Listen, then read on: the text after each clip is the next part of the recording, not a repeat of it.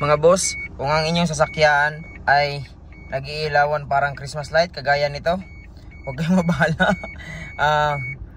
Ang video ito ay papakita ko lang sa inyo kung umiilaw yung engine light kagaya ng isa doon, yung sa taas na hindi nag-blink, at saka yung isa naman na nag-blink kasabay dito sa DPF light, yung warning light na yan.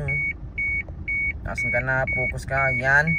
Huwag kayong mabahala. Ang una nyong titingnan is yung intercooler hose, kasi possible kaya nagkaroon ng soot build-up sa exhaust system dahil dito sa unmetered air.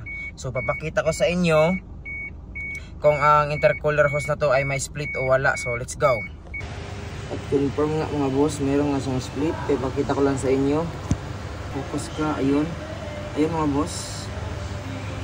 Ayan. So mga boss, confirm nga, meron tayong maximum soot mass. So yan yun.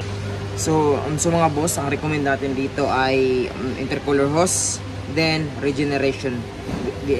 Pag ginawa kasi natin yung regen, tapos hindi tayo nagpalit ng hose, after wala pa siguro isang buwan, babalik ito.